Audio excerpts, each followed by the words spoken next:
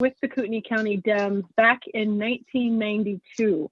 I was 13, and we had just moved here from New Orleans, and my mom was a single parent looking for a job, and she actually walked into Larry LaRocco's office, and Larry LaRocco said, "Hey, I'm not hiring right now. Go see if you can find Senator Mary Lou Reed."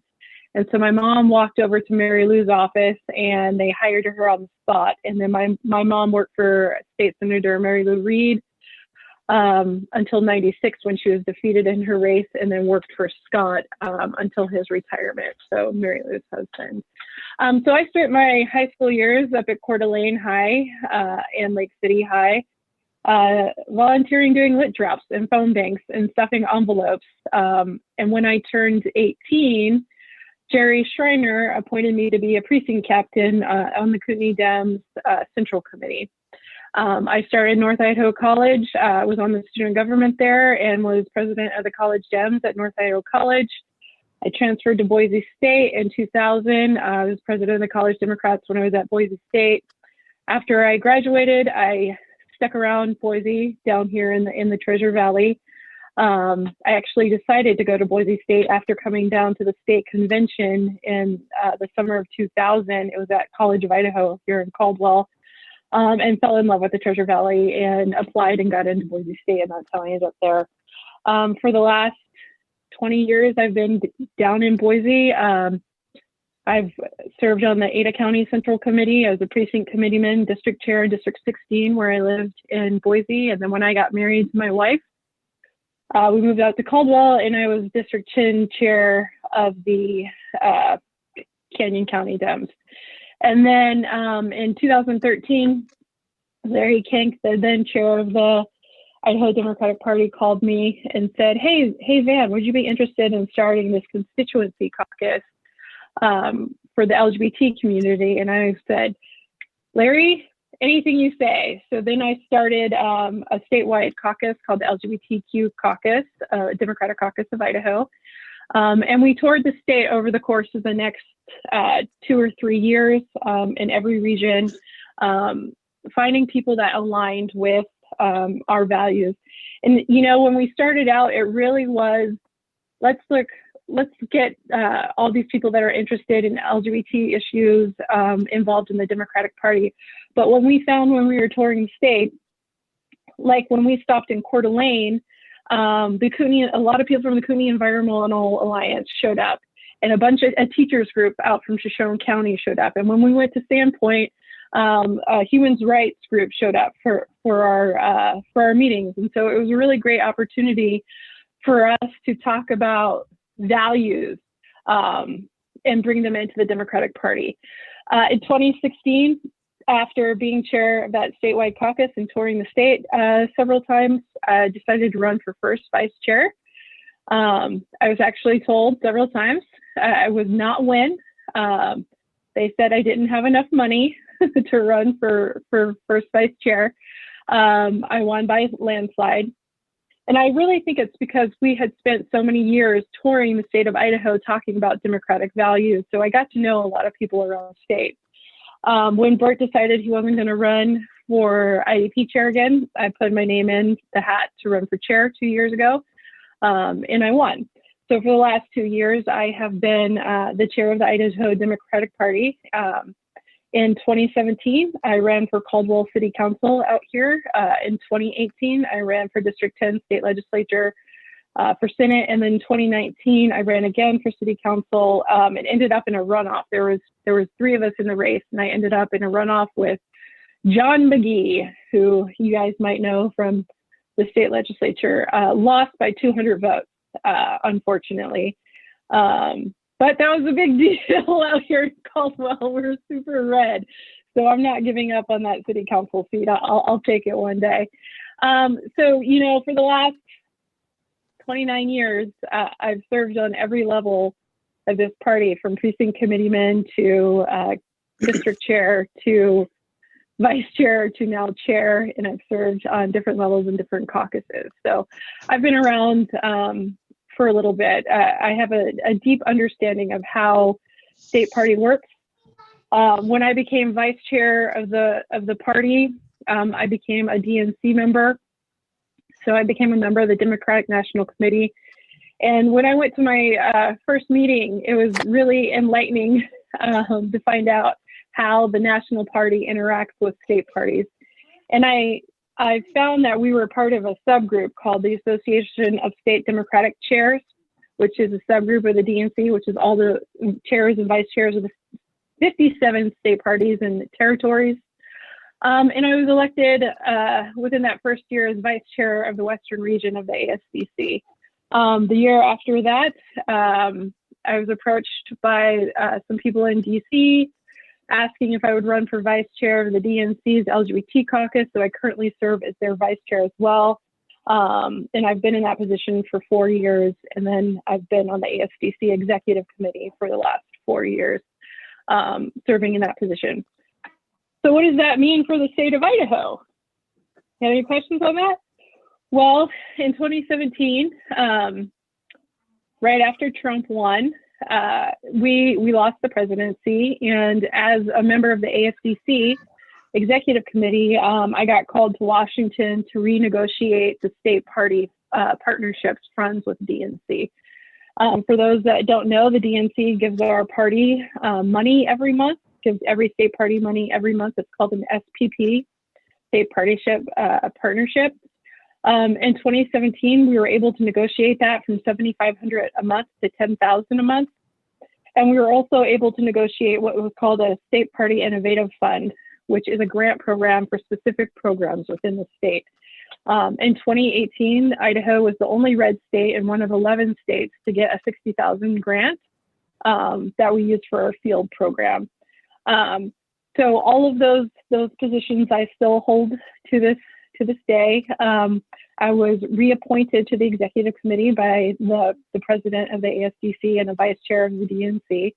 And we're currently in negotiations right now for those SPP funds, which it's looking, as it turns out, a Biden presidency, a Democratic presidency is a little bit better than a Trump presidency. It looks like we're going to get quite a bit more state funds. State partnership funds into the states this go around. And we're still doing those negotiations right now. That's a little bit about me in the last couple of years. Would you like me to talk? Well, we're asking right now, I see a question from Sean in the chat. Right now, they give us $10,000 a month. We're asking for $20,000. So we're asking them to double down. Back when we had a dozen candidates for president, we had, as an ASDC, as an organization, we had asked all of the presidential candidates to sign a pledge that they would continue to support state parties no matter who won the presidency, meaning whoever won the nomination, and they've stayed committed to that. So we're asking for $20,000. We won't know what we'll get probably till April because the current contract ends at the end of March, and we haven't heard back from that. But it's looking really good. Those negotiations are going really well. So vision for the party. Or do you have any questions before I talk about my vision for the party moving forward? Savannah. I can't hear you. I think you're muted. So when you decided to go for 20,000 over 10,000, did you have to justify the increase? And if so, what did you tell them you were going to do with the extra money? Well, we as a committee, the ASDC, we had that discussion as a whole. So it wasn't me individually. So it was our entire executive committee. Typically, they're tied to a few things. SPP funds are typically for staff particularly. So a lot of that money will go towards staff in field programs. So that's specifically what we were asking for. Okay, thanks. You're welcome. Any other questions about that? If there isn't questions right away, you can go ahead and continue on with your vision for the party moving forward. And I'll just ask this question of, what do you see as being the biggest challenges for the Idaho Democratic Party moving forward over the next 2 years? I think one of the biggest challenges we're having is a rural strategy. It's all fun and games in Boise where it's mostly blue, but that's not the majority of the state. I know that from living in Coeur d'Alene and also living in Caldwell. You know, it's a different game than it is in Boise. So, you know, a rural strategy, a field program, one of the biggest challenges I definitely think, and this is something we talk about nationally as well as a state party, is the influx of people that have seen Idaho as a refuge state for conservatives. And so being able to analyze those trends and figure out how we can combat that as a state party is going to be really important. To talk a little bit about what's going on in the Sean, Refugees for Extremists. Yes, that's exactly what it is. And you know, when I lived in Coeur d'Alene in the 90s and the early 2000s, we held legislative seats. We had Mary Lou Shepard. I think she was in District 4 back then. So, you know, you can definitely see the shift. This year, we are looking at redistricting, starting that process for redistricting.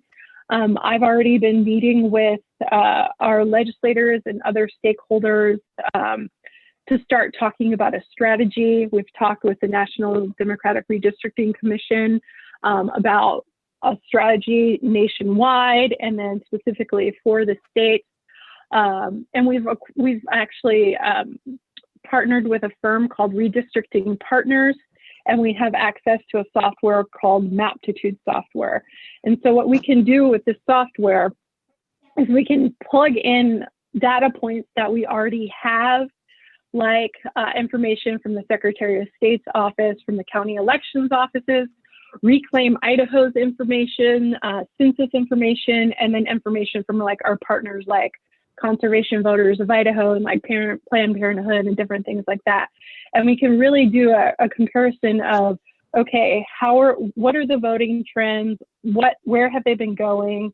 Where do we see potential for us to put field organizers, basically get the best bang for our buck, and expand from there. So we're not just randomly throwing people out.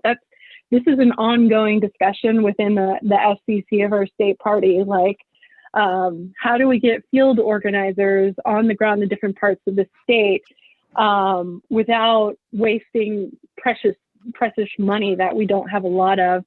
And really, it's doing that targeting. It's figuring out where we can put field organizers, where they're going to be most effective, and we're going to see the biggest turnaround. So that's one of the big things coming up in the next 2 years. We just did get word. Typically, we get the census information in April. We're not going to get it till the end of September. We're very lucky in the state of Idaho that we have a bipartisan redistricting commission. We're right now in the process of putting together a committee to start vetting potential commissioners. The Idaho Democratic Party chair gets to choose one of those positions, as well as the House and Senate minority chair. So Alana Rebel and Michelle Stinnett.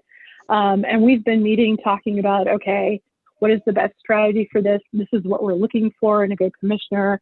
And we've all agreed that we're going to work together and no one's going to go rogue, that we find the best possible commissioners to represent us on that commission.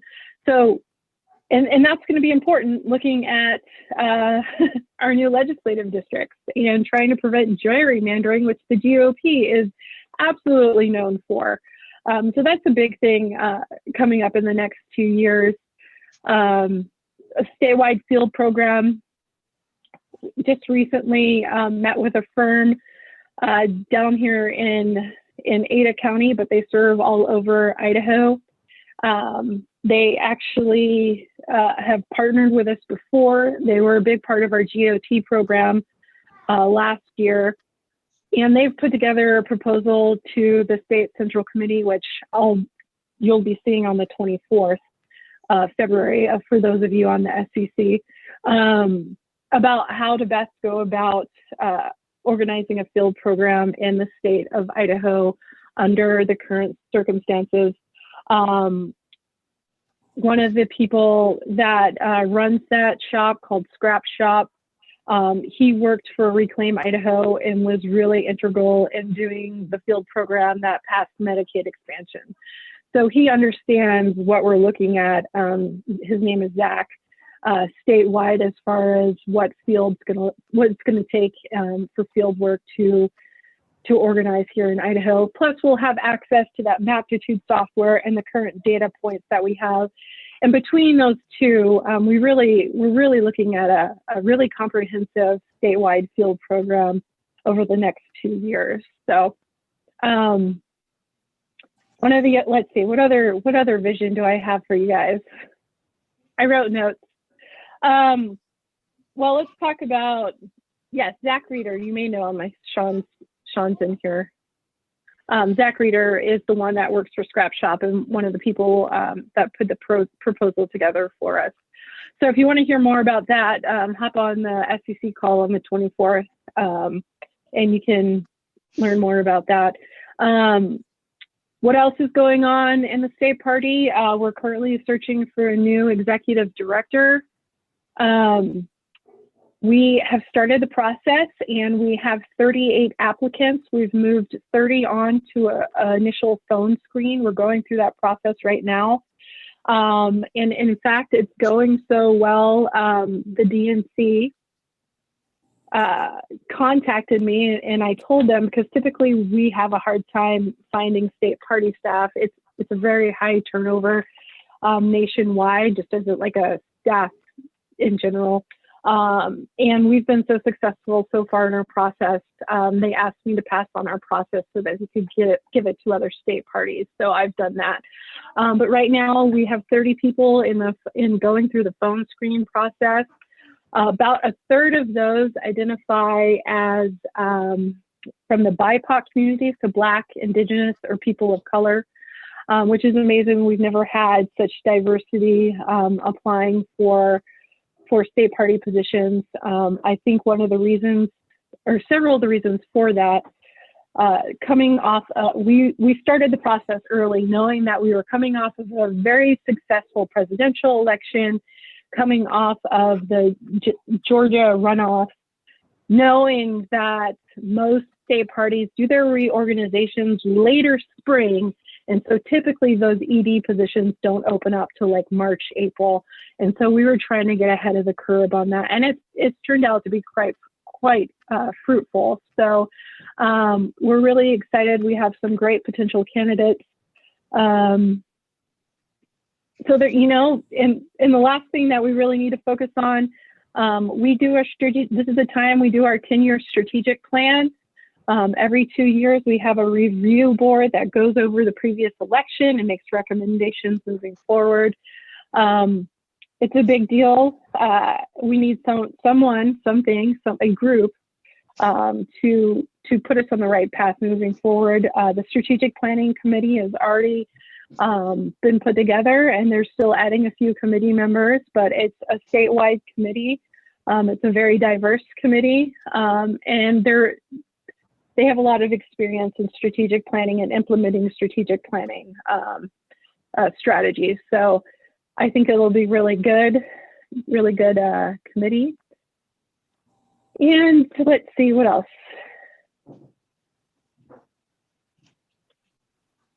That's really all I had to say about the next 2 years. We need to focus on redistricting. No, yeah. If anyone has questions or whatnot, please just go ahead and raise your hand, either in the app or I can kind of see you guys all out there in the grid view too, somewhat. I got one. Okay, hey Kathy, go ahead. Who's on the strategic committee people? They're on the committee for that strategic planning. So right now there's 3 chairs, and I know they haven't been finalized, but we had 7 people apply for the thing I went on. Plus, we went out recruiting people from around the state. So right now, the chairs are Sally Boynton Brown, who wrote our previous strategic plan and was part of implementing it, and then Chelsea and Jen Martinez. Jen's a former staffer, and Chelsea served on the strategic review board for the last 3 cycles. So there's some institutional knowledge there. We've reached out to several people. Michelle Vincent is one person that applied. There's a representative from the Young Dems, Sheila from District 7 chair. It's going to be a big committee. They're reaching out to people, Dennis Sutton in Eastern Idaho, Jesse Maldonado, the first vice chair. So it's going to be a really, really large strategic planning committee from across the state. We're looking at 12 to 15 people. So I wanted to. Are there any? Is there something you wanted to say? I didn't mean to cut you off there, Ben. No. So I just wanted to ask a question. It's kind of in way of a statement too, and kind of in relation to Benoit County. So in Benoit County here, we have one Democrat Senator, Dave Nelson, and he ran against Dan Foreman, which probably why he won. We all know who Dan Foreman is, I believe. And so Dan did like kind of zero campaigning whatsoever. His party hardly endorsed him, and there wasn't really much in the way of signs or anything out for him. Dave, on the other hand, and all the candidates, really, we knocked on a lot of doors tenaciously, I would say. And at the end of the day, we had Dave come away with just less than 200 votes to remain our senator, and 1,200 votes behind for our 5A rep, and 1,500 votes behind for the 5B rep. So at the same time, we have the Coeur d'Alene tribe, who is in our county, who believe it or not, Republicans won, and even our own Paulette Jordan didn't do well in Plummer. And I think mostly it has to do with the tribe feeling disaffected. And I feel like we could do better in working with some of those constituencies, because when you have 1,000 registered voters on the tribe that would normally lean Dem, according to our precinct captain there, and they're basically just not coming out to vote. And I feel like we really could work there, because 1,000 registered voters right there, if they could come out in mass, could really make the difference in us having a blue county. So as it stands right now, I worry about Dave's seat. So what are some things that maybe we could do outreach wise to help outreach? And I think that every community, every county is going to have a specific circumstances, but that's kind of mine, and I'll let you take it from there. Yeah, sure. So that's really interesting, because I hear that a lot. What you need to do is build authentic relationships. You can't go into a community and tell them to vote for Democrats just because we're Democrats and we vote in their best interest. That's a very, very tokenizing way to try to get votes. It really has to be building authentic relationships with those communities that you're trying to get to join you by sharing the same values.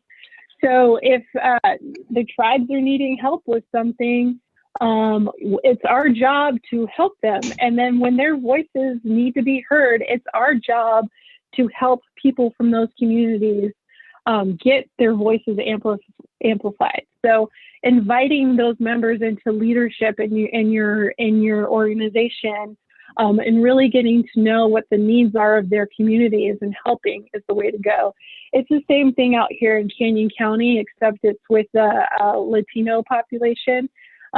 Everybody is always like, why can't we get them to vote? And it's because we're not building any authentic relationships with them. We're not representing their values, and we're not out there helping them when they need help. So why would we expect them to jump in and help us when we need help electing Democratic,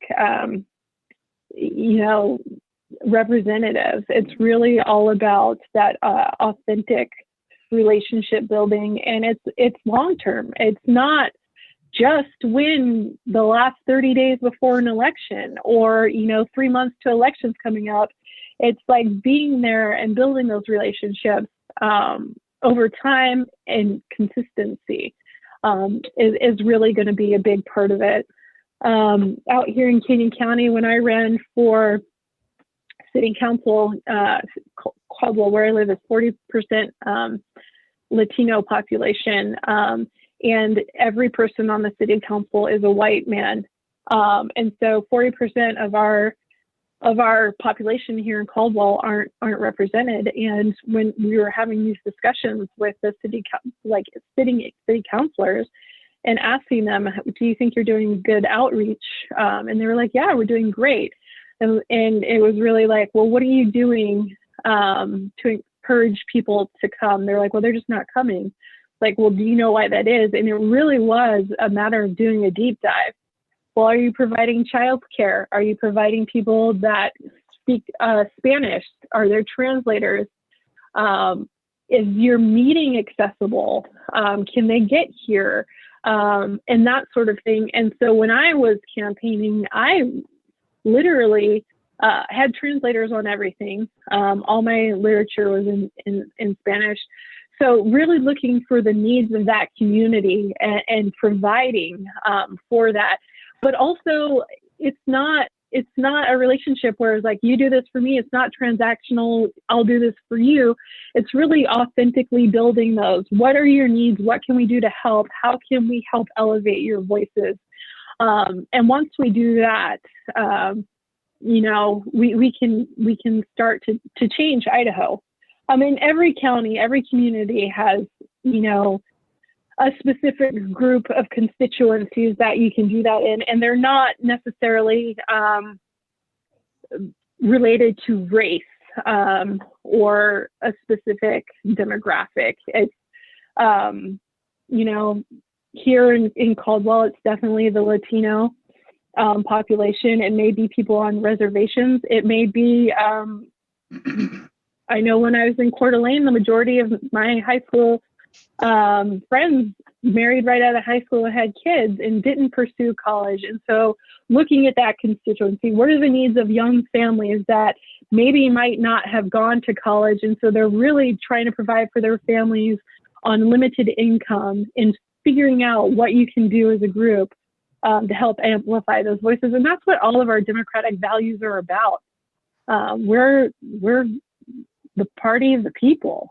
So it seems like a fairly natural thing for us to do, but it's not always thought of in that way. So I agree with you that building relationships is a huge part of it, and we're trying to do that here. But just to clarify, so you, in your opinion, though, that's kind of more on us locally, or are there things that the greater party at large can do to help reach out to some of those communities? Well, absolutely, because we have resources, right? We have access to our voter file. We have access to a political director. We have access to fundraising mechanisms and different stuff like that, different trainings. Like we could do racial equity and inclusion trainings. We could do trainings on different outreach field programming. And we also have access to national trainings through the DNC. We have a training coming up here that they just released that they haven't started registration for, but as soon as we do, I'll send it out to the SCC. But that's specifically for county parties, called a T3 training program. So it's learning how to go into your communities and find community leaders and foster, that relationship building. So the state party really I see as a link of resources. We're like tools in the toolbox. And so that's kind of see where our role is, not going in and doing anything specifically for you, but helping you get there. You know, I live in Caldwell. What I know for Caldwell isn't what you need for Sandpoint, but we do have tools that you can use that can be generalized. So. All right, thank you, Van. Looks like Sean has his hand raised. Sean, you want to take it away there? Thank you. Yeah, if my dog barks during this, I apologize in advance. Okay, so Van, I have three kind of questions, and you can. Hey, sorry guys. Maybe we can address them one at a time here, but Sure. Can you talk a little bit about more about our fundraising in the state, and you know, it's looking at some of our big donors and our donor list. It seems like more and more we struggle to find, you know, our quote unquote angels, and it seems like you know, we're having to rely on, you know, thankfully you know, bringing in, you know, big chunks of money to help with our budget. And, you know, I do really, you know, I think we all really appreciate your effort there on that. But do you see other fundraising opportunities and a pathway to bring back some of these larger donors in our state? I know we have, you know, big corporations like Chobani that seem like they're pretty progressive. Have we made any strides there, or any other opportunities around the state?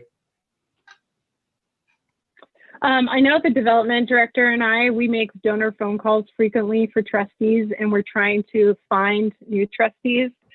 We also have a very active trustee group that is also out there trying to find other trustees for the state party as a whole.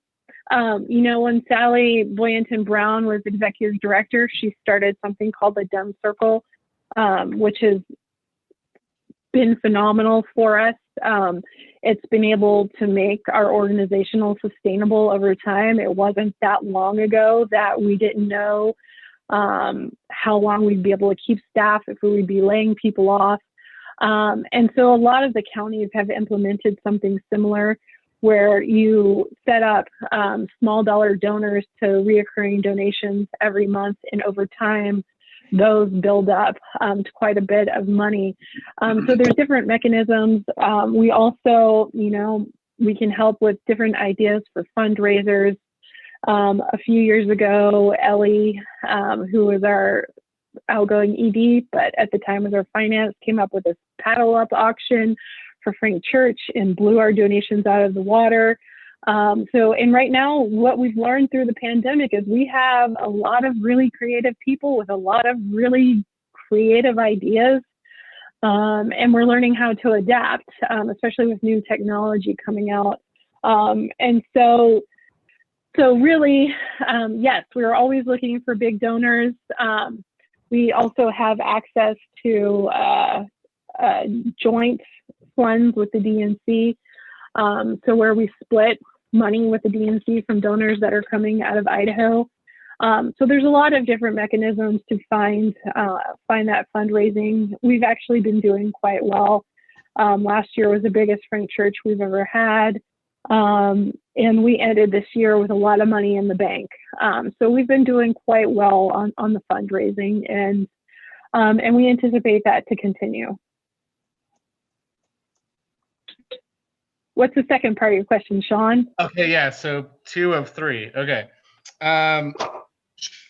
Sorry, guys. Can you tell me, you know, with your, I think Fred's the only one running, the only other candidate for chair. Can you talk about the differences between the two of you and where you feel like your strengths are moving forward? Yeah, sure. I mean, to talk about that, so Fred ran for national committeeman over the summer back in June and lost that race.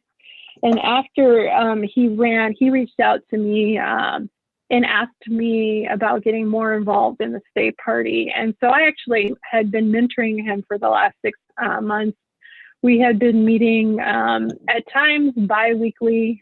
He came out to Caldwell. He lives in Boise. We had several social distance coffee dates down here. And I gave him a rundown. In October, he didn't know that the State Central Committee was the governing body of the party, and I explained to him the organizational structure of the party, and gave him ample opportunities for him to get involved, all of which he turned down. I realize now it's because he was planning on running against me. I think one of the difference is I don't feel like he has a clear understanding of how the state party works, how state statute really enter, how state statute and state laws and our party intertwine, nor how the state party and the national party intertwine in the different roles involved. So, he's got a lot of money, and he's got a lot of great ideas, but I don't think he has a very clear understanding of the intricacies of the state party. Whereas I feel like that's something I absolutely have, because I've served on every level of the state party over the course of the last 29 years. And I don't have anything negative to say about Fred. He showed up last year and he wants to get involved, and it's up to the body to decide. I think I'm the better person for the job for sure. So. Okay, thanks. Does that answer your question? Yes. Yeah. I just wanted to, Fred, obviously was here last night. We had a great opportunity to hear from him, and he had some great ideas. I think he's got, some really good ideas as well. So I just wanted to make sure that, we understand your point of view as well. Last question for you at this time is, and I asked Fred this last night as well, is that we have, lots of opportunities in this state, and you talked a little bit about them earlier. And I look at, states, red states that have flipped in recent times, and the West Coast here, Arizona, Colorado, we're seeing, obviously Georgia flip. Is there models there that you feel like we can apply here in Idaho to, get us to a place of balance? Because right now it feels like, I've been involved with this party for a really long time. I put in a hell of an effort every single time, but it feels like, I'm in a kayak with no paddle, no life jacket, no helmet, and I'm just getting beat up against the rocks here, and we're not really making many gains. So I'm wondering, where are the opportunities here in this state to make some gains? Sure. Definitely. So what happened in Arizona and what happened in Georgia, there's definitely similar models to what's happened there.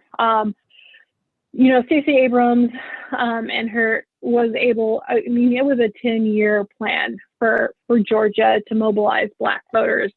Arizona was similar with the indigenous population. We don't have an overwhelming number of historically marginalized groups here in Idaho for us to do something on the scale that they did, but we do have some takeaways from what they did. Them being, we need to invest in a field program. 2, we need to invest in the long game, and we need to find our voters and get them registered and get them engaged in the party. It's not going to be an overnight thing. That's one of the things that we learn every election cycle, is that we're not going to see big gains overnight. That didn't happen in Arizona overnight. It didn't happen in Georgia overnight.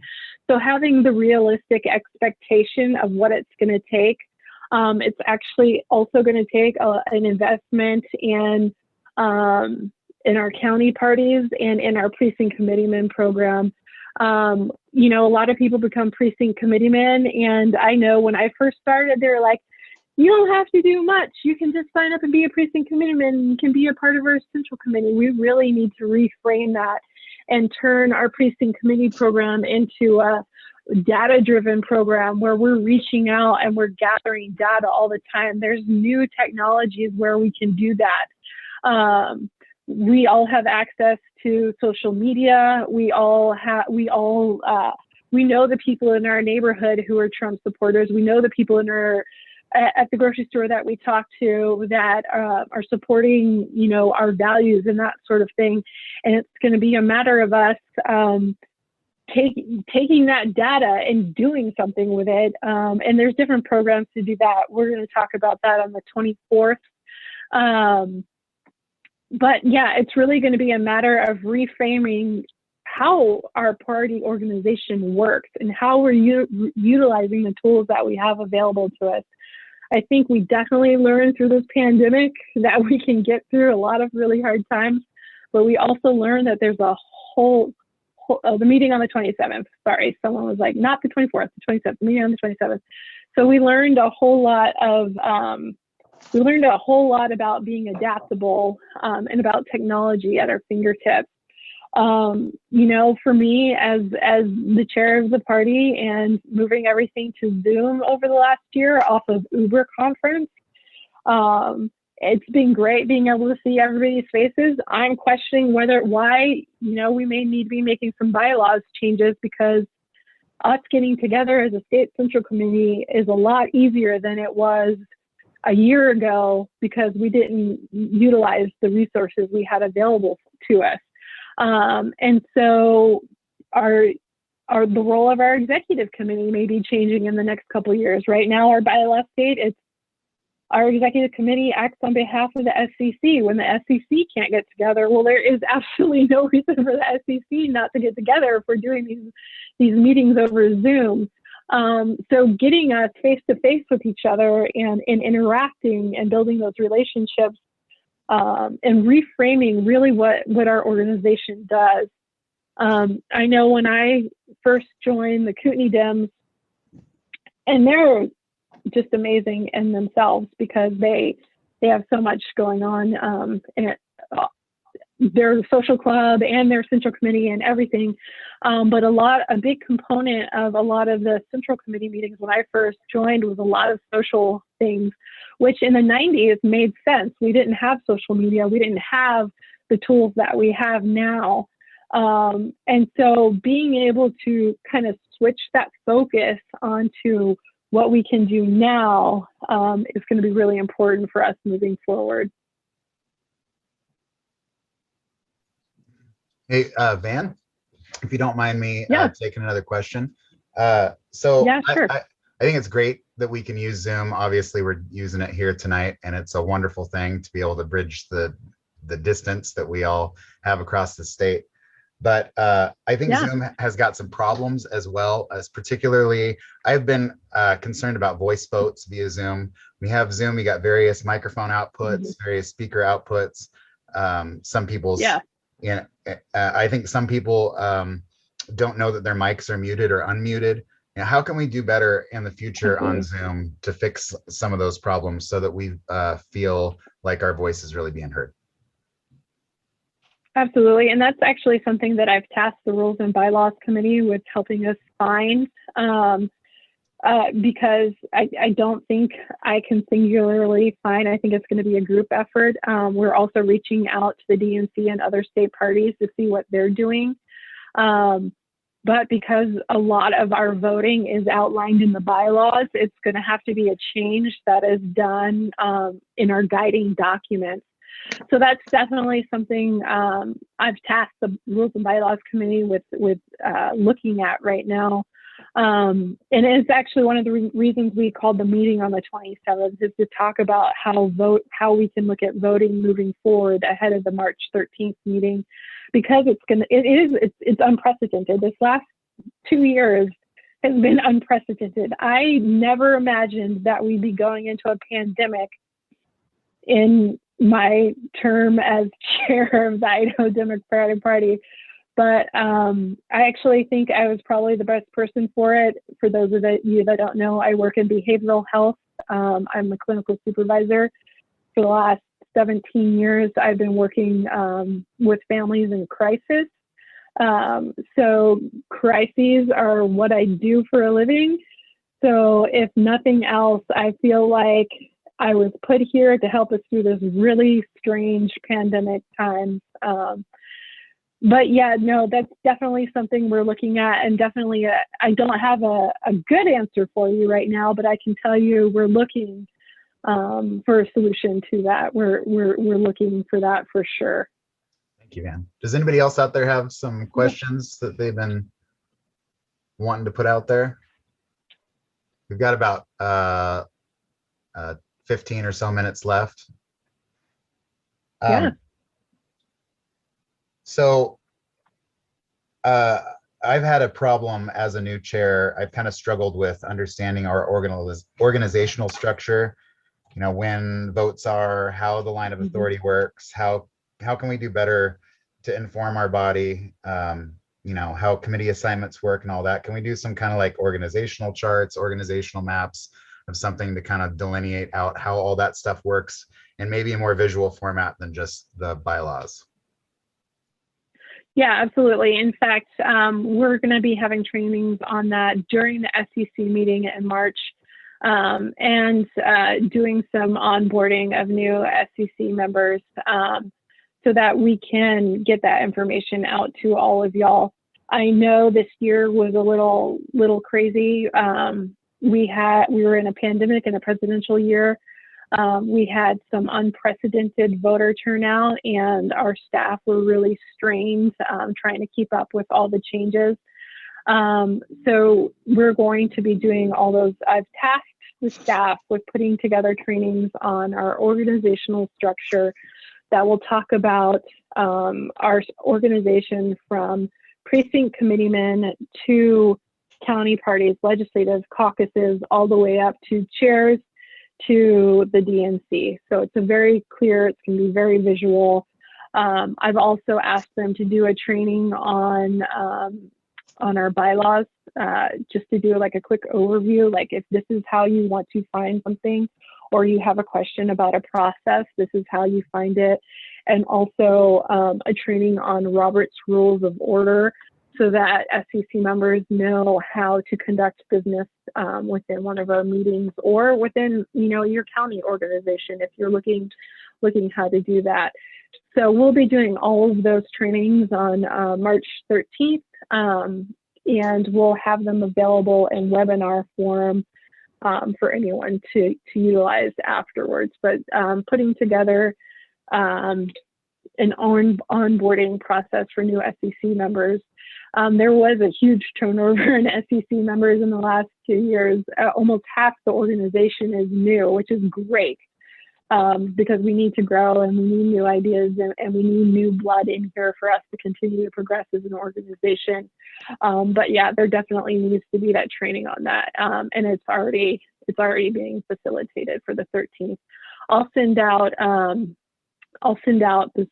Our bylaws say that I give 14 days notice for an SCC meeting. So 14 days before the 13th, I'll be sending all that information out to everyone.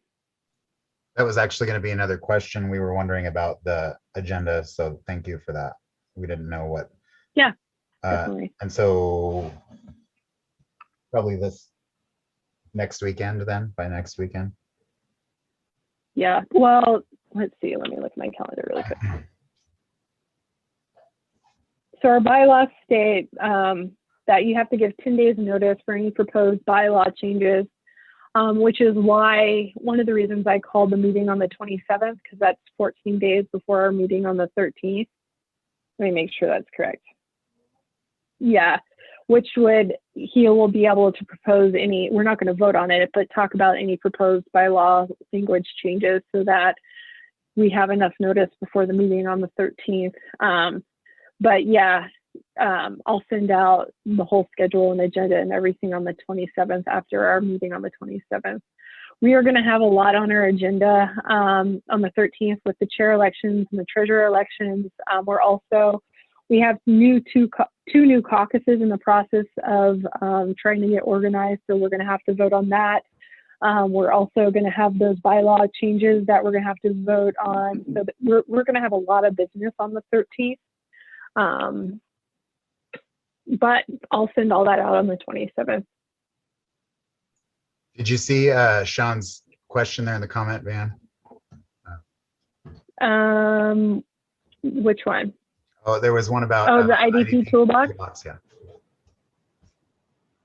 Yeah, I remember the IDP toolbox. That was something Sally Blanton Brown put together when she was ED. I think it kind of went to the wayside. I still have access to it. That's how I have all the institutional knowledge, but that's definitely something we can put together for everyone, for sure. We have something similar with the ASCC, which is that subgroup of the DNC of state party chairs and vice chairs. They call it legacy files. So I can go in and find job descriptions for other state party positions and bylaws and all types of stuff. So we can definitely create something like that for you guys. All right, unless there's any other questions out there, I want to just kind of wrap it up with something that's specific to North Idaho. So, how can we as a party engage and help the Democrats in the northern part of the state? I know that a lot of us probably feel like, and for good reason, I'm sure there's other parts of the state that might be more fruitful, but I feel like the lack of attention that our state has gotten has led to a lot of radicalization that we've seen. And, we have all kinds of different propaganda papers that come out all over the northern part of the state. Here in Benawa, Latah County, I think Kootenai Republicans also have some kind of a mailer or something that they put out. I feel like, sometimes, trying to send somebody like a field organizer from out of the area is kind of like asking for trouble, because you got like, and here in St. Mary's, we've had people shoot at census workers before, let alone Democrats. Yeah. So I wonder, like just doing nothing and shying away from this area just can't be the answer. How can we as a party, we have to get our message out. If we don't, I feel like we're going to just kind of be overcome. And like you, to riff off your beginning point, it has become kind of a breeding ground, or a place where people are going that love conservative thought. And so, and we're getting known for that, and that's a problem. So what do you got to say about that before we let you go? Well, I can tell you that when I lived in Coeur d'Alene in the 90s, we had the Aryan Nations, and we had that standoff at Ruby Ridge. So I would say that maybe they've become more emboldened over the years with the Tea Party and in the right wing. But back in, I think it was 2014 is when Jerry Schreiner first brought it to the State Central Committee that there were Tea Partiers running for precinct committeemen on the Democratic Party ticket to try to take over the Kootenai County Dems. So, I think a lot, what we've learned over the last couple of years, because we did send a field organizer up there in Same Point, Matt Kilburn, and he was threatened by some of those really more radical extremists up there. One of the things I think we've learned over the last couple of years is the importance of having a network, of not sending people off on their own. One of the things we're going to talk about on the 27th is having regional field directors to oversee the regional field organizers so that they do have that network. I think what you guys did tonight was pretty great. This is the first forum I've ever been on in a regional forum, and continuing to work together. When I became chair, we had regional reps on the executive committee, but they didn't have any assignments or any really job duties. And so what I went in and did is I went into our listserv and I created listserv email addresses so that there was one email address that went to everybody in your specific region.